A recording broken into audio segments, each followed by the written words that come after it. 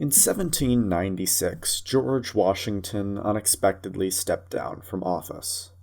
Washington was incredibly popular and could have secured as many terms as he pleased.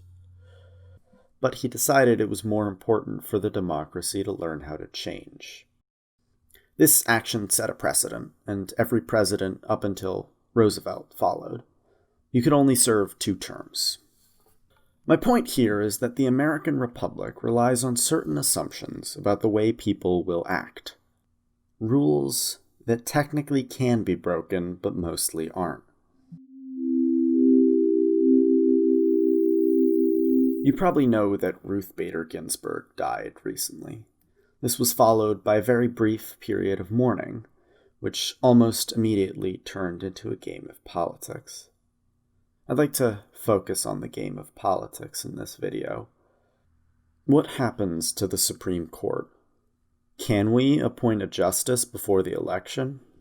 I'd like to briefly lay out my position on this, which happens to be an argument for the Democratic side of things.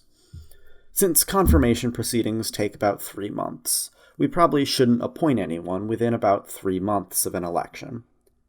If the process goes past the election, a lame duck Senate shouldn't be doing anything as major as a Supreme Court pick, especially if they end up losing the majority. And squeezing a nominee in before the election would seriously impede the Senate's ability to properly vet the candidate. I don't expect you to agree with this argument because it has a major issue. It's boring and it sucks. It relies on the premises that 1, a lame duck Senate shouldn't be doing anything too major, and 2, that efficiency of vetting is important. I happen to think these are completely reasonable things to believe, but they're not particularly motivating. Abortion law, to many people, is either about stopping murder or seriously impeding women's rights. Which is more important, that or vetting efficiency? The same issue applies to the more common argument about precedent. Which is more important, abortion or adhering to a precedent with questionable boundaries that was established 4 years ago? I found Mitch McConnell's statement on this matter quite revealing. In the last midterm election before Justice Scalia's death in 2016, Americans elected a Republican Senate majority because we pledged to check and balance the last days of a lame duck president's second term. We kept our promise. Since the 1880s, no Senate has confirmed an opposite party president's Supreme Court nominee in a presidential election year. By contrast, Americans re-elected our majority in 2016 and expanded it in 2018 because we pledged to work with President Trump and support his agenda, particularly his outstanding appointments to the federal judiciary. Once again, we will keep our promise. Notice his usage of the phrase Americans elected and Americans re-elected. You may have also seen the argument that there's a difference between a divided presidency and Senate, and the Senate majority being the same party as the president's party. Both of these arguments, if you read between the lines, follow a similar line of logic. We were elected to do something. We will do everything in our power to do that. There's been a lot of talk about hypocrisy over these past few days. I want you to use my words against me. If there's a Republican president in 2016 and a vacancy occurs in the last year of the first term, you can say, Lindsey Graham said, let's let the next president, whoever it might be, make that nomination, and you could use my words against me and you'd be absolutely right. But I'd like to suggest that we're not dealing with hypocrisy here. We're dealing with retribution. Here's a little analogy. Someone steals your bike. You hate that, so you track him down and steal his laptop. This is no longer about the morality of theft.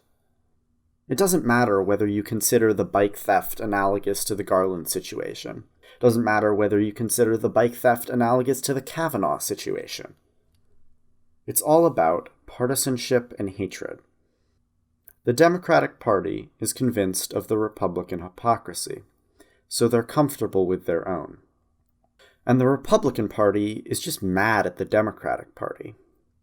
Steven Crowder tweeted, "The party that verifiably, falsely slandered and labeled Kavanaugh a gang rapist in front of his family and the whole world no longer gets to lecture us on decorum." Senator Lindsey Graham, who's the chair of the Judiciary Committee and one of the most influential people in this process, used similar logic. Also citing a change in Senate rules by Democrats, and later comparing them to arsonists. The real problem with this escalation is that it will continue. Massachusetts Senator Ed Markey proposed expanding the court if McConnell even attempts to fill this seat. Now you can argue that this is fair or morally justified, but I would maintain that it's terrible for our democracy. Because the Republican Party won't see it the same way. If the Democrats are arsonists for labeling Kavanaugh a rapist, then what are they for packing the courts?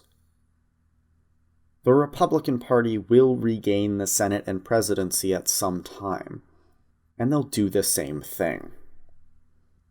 Remember what I said about precedents? This is one of them.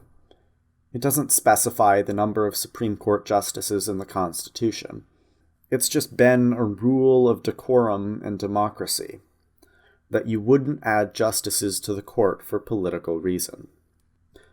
You might have heard some talk about this statement. How we explain that when someone is cruel or acts like a bully, you don't stoop to their level. No, our motto is, when they go low, we go high. Now, put aside what you think about Michelle Obama, because they go low, we go high isn't a moral position. It's a practical one. The dirtier the tactics get, the more our democracy breaks. And that's worse for everyone. This fight will get dirty.